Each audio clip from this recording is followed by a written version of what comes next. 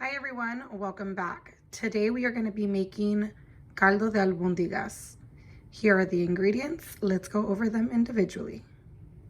We're going to need 2 Roma tomatoes, half or 1/4 of an onion, depending on the size. For the albondigas, I'm going to be using lean ground beef. This is 93% lean and 7% fat. You can also choose to do turkey or chicken. In our albondigas, we're going to be using some rice, and this is just long grain mahatma rice. I measured it out to roughly about 1/4 of cup. We might use a different measurement, we'll see. We also need a couple leaves of hierbabuena, which is mint leaves, and 2 eggs. For the vegetables, I'm choosing to do zucchini and potatoes. We still need to wash and cut these up. And lastly, carrots. Now, I couldn't find the whole carrots. They were completely sold out, so I'm using this 1-pound bag of baby carrots. Both work just fine. To our pan, I'm just going to be adding a small amount of oil. Nothing big is necessary. Oop. Now to our small amount of oil, we're gonna add our tomato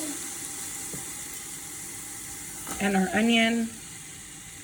And we're gonna let these reduce down. You also have the option of blending them, but I like this option better.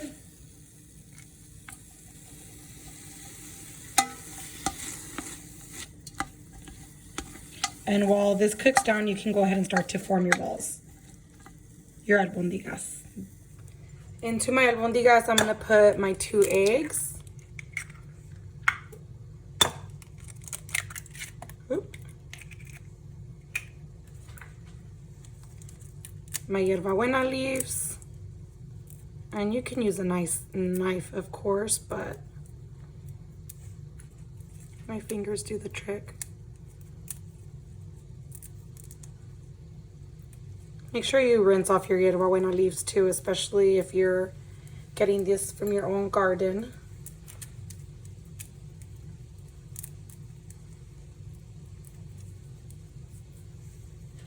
My 1/4 cup of rice.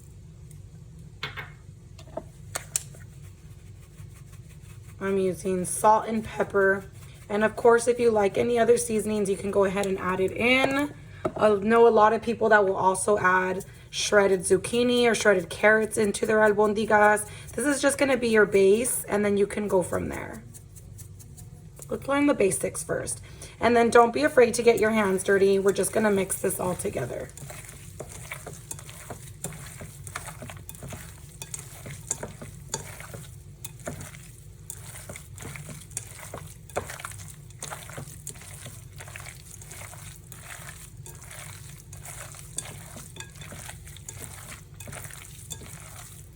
Fun fact, I haven't made albondigas de res in a couple years. I've tried to make healthier choices along the road, although you wouldn't be able to tell by my current increasing weight. But I've been making them with turkey for a while now. And as you can see, the 1/4 of rice I think was definitely enough. I wouldn't do any more. And if I didn't mention before, this is 2 1/4 pound of carne molida de res.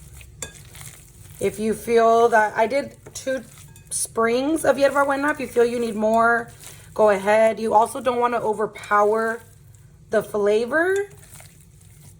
So I'm thinking this is good for me. Just gonna add a little bit more salt. And then we can start to form our balls. Now we're gonna start to form our balls. Let me go ahead and take off my ring. And size is really about preference. So traditional albondigas are gonna be a little bit on the larger side. So something roughly about this size. In my family, I have gotten used to something roughly about this size. So it's all about preference. I mean, whatever works for you and yours. For the sake of tradition, we are gonna go with an average size. And it really doesn't take much, and they don't really stick to your hand, so that makes it easier. Just a couple rolls in between your palms, and you're really good. Just try to keep them about the same size so that they cook evenly. And remember, because they have rice inside of them, this is gonna be the first thing you wanna cook because rice is what's gonna take the longest. We don't wanna eat albondigas with uncooked rice in it.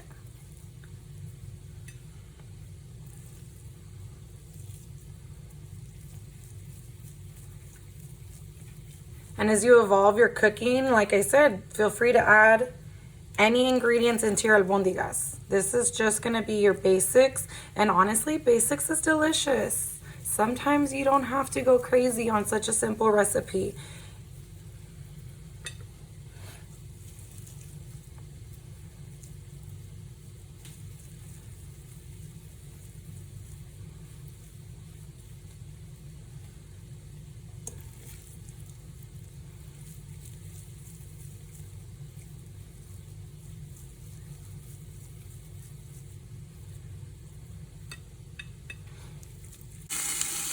Once my tomatoes have really reduced down, I'm gonna go ahead and add my water.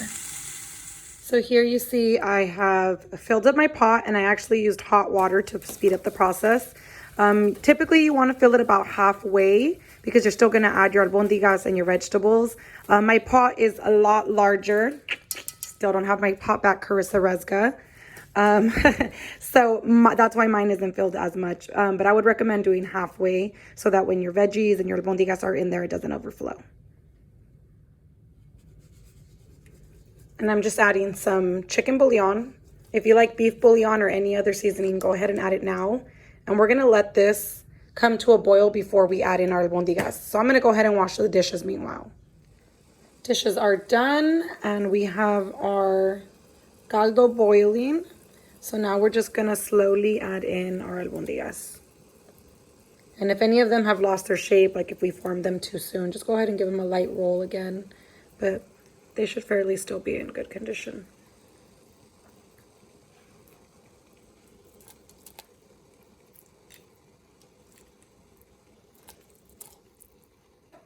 All my albondigas are in. Now I'm just gonna cover it, and I'm gonna cut up my vegetables in the meanwhile. 15 minutes later, I'm gonna go ahead and I'm gonna add in my washed and cut potatoes.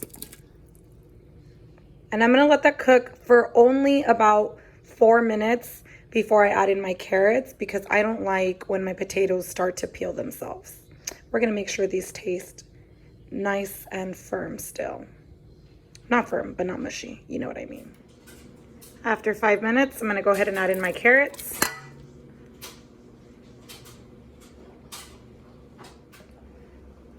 Last but not least, I'm gonna go ahead and I'm gonna add in my zucchini. And I like a lot of vegetables, so if you guys don't like as many as I do, feel free to use less. And we're just gonna cover this for a few minutes, and then before the zucchini is completely cooked, I'm gonna turn it off and just let it cook in the heat. Now our caldito is nice and ready.